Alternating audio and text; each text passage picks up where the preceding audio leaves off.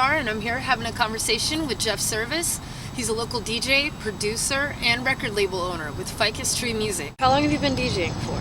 I started in 2000, probably the end of 2000, so a little over 13 years now. How do you characterize your DJ style? Well, it's house music for sure.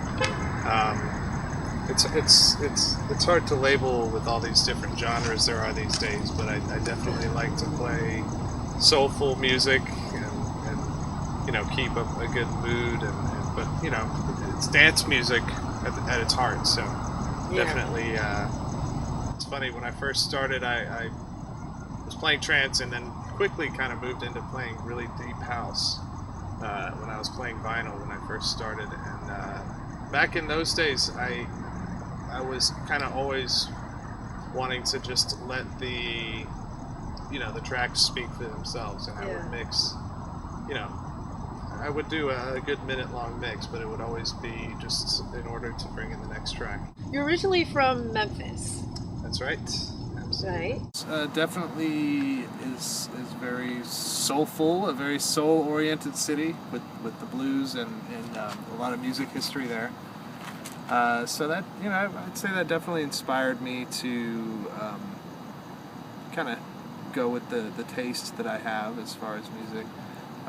The Memphis deep house scene, even, when I was first getting into house music, there was a very thriving, small but thriving scene for really deep and soulful house music. Quite a few DJs were pushing that sound when I first started, so that kind of influenced me. I'd say more than anything, because when I first got started in it and hearing so much of that, I remember Naked Music was huge back then, and I don't know what they're doing now, but they were huge back then, and that sound was really big. So that really influenced. As far as house music, that really influenced everything that I've done. I before I knew what house was, I was big into reggae and rock and roll, rock music and playing drums. So I'm not quite sure how that's influenced my my house music selection. It's funny because when I'm a drummer, and I'm initially prone to like break beats when I play drums, which is totally not 4 on the floor. But when I DJ, it's all about 4 on the floor. So, absolutely, it's a different side. Having a background in music and being a drummer definitely is a great foundation for being a producer, and of course also just DJing, because you understand the composition and music. It definitely helped with timing and as far as DJing, with timing, phrasing is big. A lot of people, I get it because I'm a drummer, but it's hard.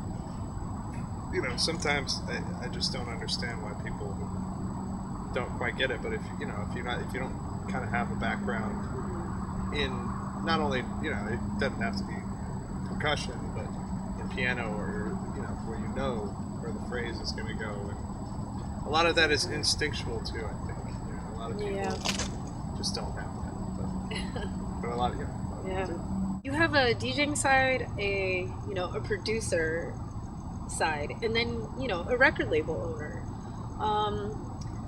What would you say is, as far as being, kind of taking all three of those into account, what is the anatomy of a good track for you? Well, that's another thing that depends on the mood. Sometimes I like to make a track that is specifically for a label, perhaps, if they're asking for something, or sometimes I'll make a track that's specifically for the dance floor. So it just really depends. Basically, with house music, the kick and the bass line kind of drive the track, in my opinion. I think without a solid kick and bass line, maybe not solid sounding, but good sounding and warm, I guess you could say. That's kind of the basis of a track for me is the low end and the rhythm and the kick. I'm a sucker for bass. And absolutely. I mean, that's what makes people dance. That's Jeff Service is a local DJ, moved in producing, and also record label owner. What was the jump between just DJing and becoming a producer?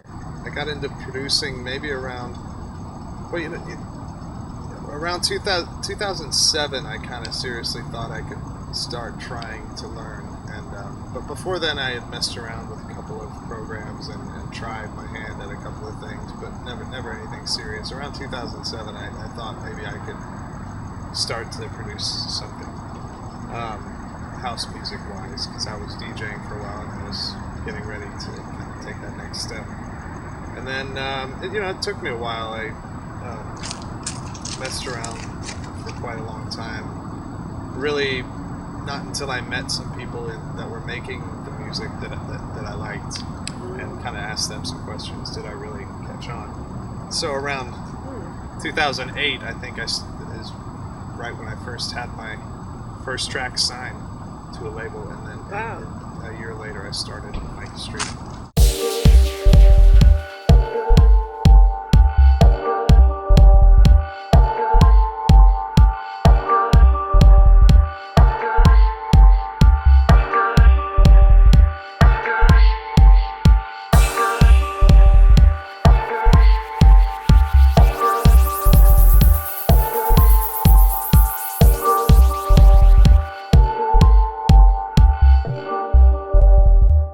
Here we are at Ficus Tree Music with Jeff Service, and this is the laboratory, correct? This is it. Insane.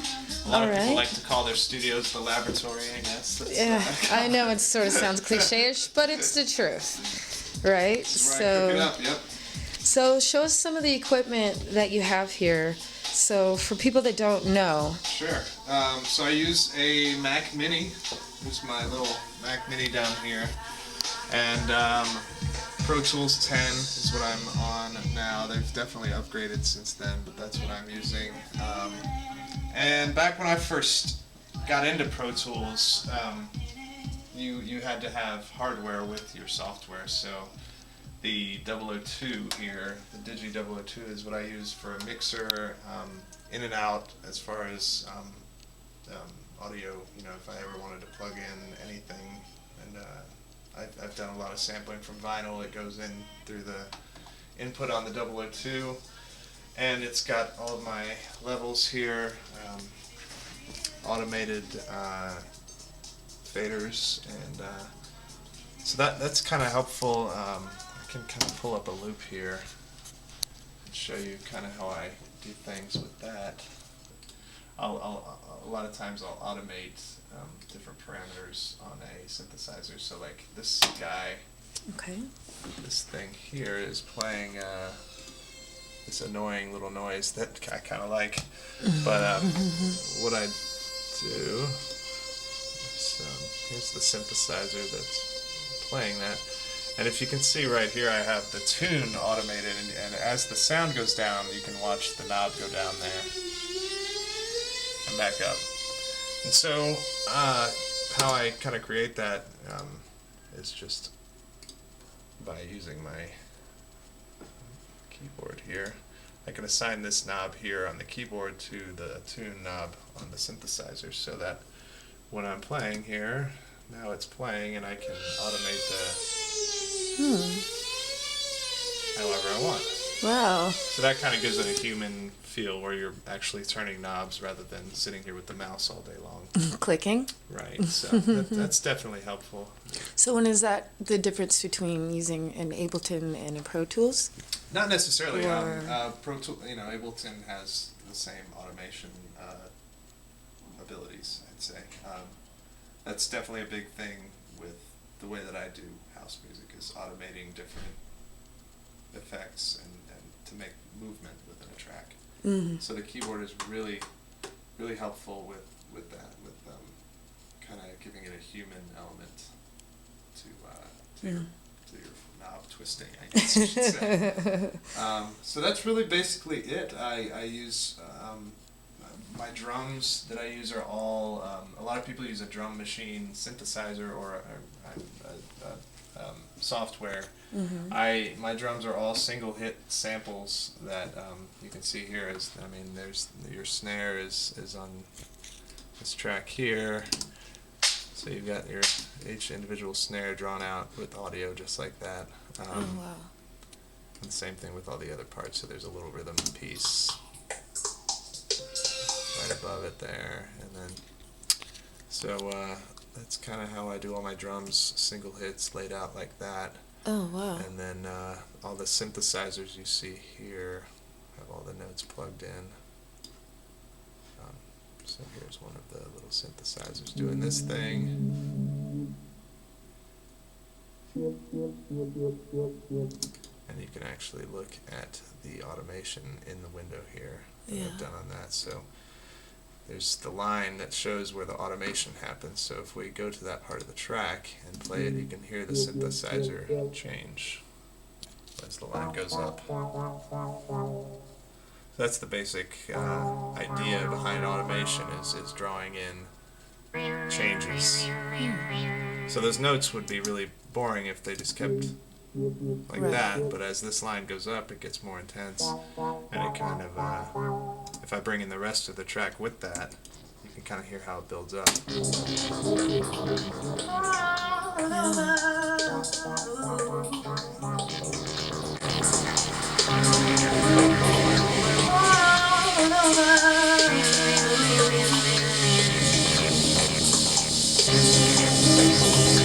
Bigger right before the drop.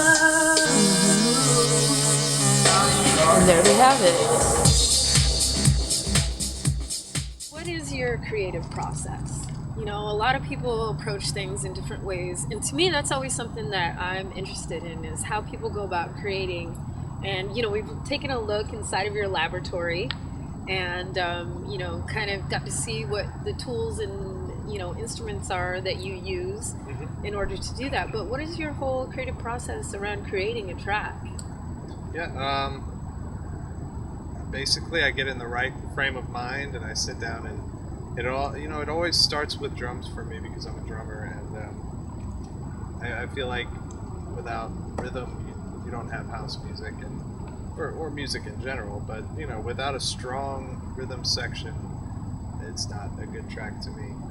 So I work on drums for a long time with every track, until I could have a track that's just drums, or that's just drums with a bass line. So those things are really important to get solid kind of before you move on. And there's always tweaking that goes on later on, but getting a solid foundation with the rhythm is always there. When you sit down and you start working a track, how long does it take you to make a track and actually, from beginning to end, the final product? It's always different. I've done, not many, but I've done a few in a day, in maybe 8 or 9 hours. Some have taken a long time. Like some have a lot. I wouldn't say some. I'd say a lot have taken a long time. A lot of them have started as one thing and become something completely different. Maybe the drums will still be the same. A lot of times I'll do that if I don't like the direction. I usually can fall back on my drum arrangement that I picked out. So I usually go through several evolutions of bass lines and other instruments before I kind of settle on something.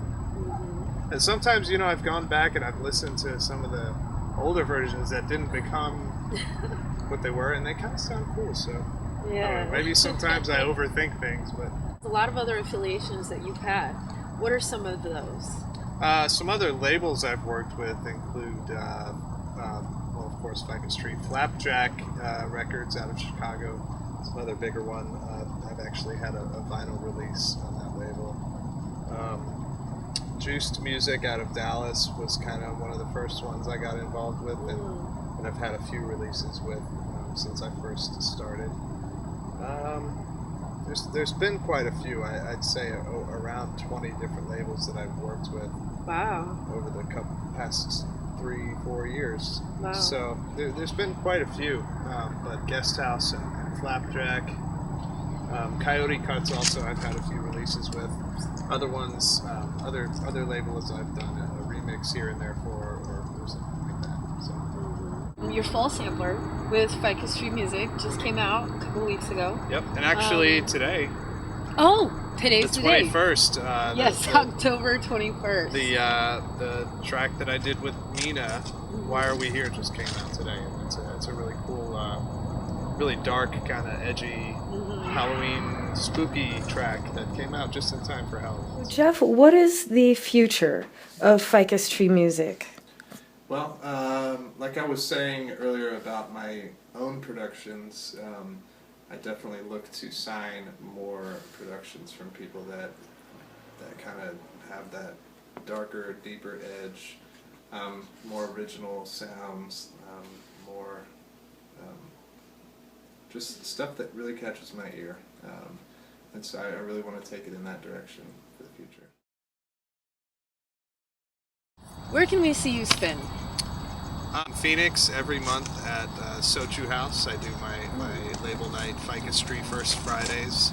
So it's the first Friday of each month at Sochu House, downtown Phoenix. Been doing that since January of 2013, so almost a year. We've had a couple of cool nights there.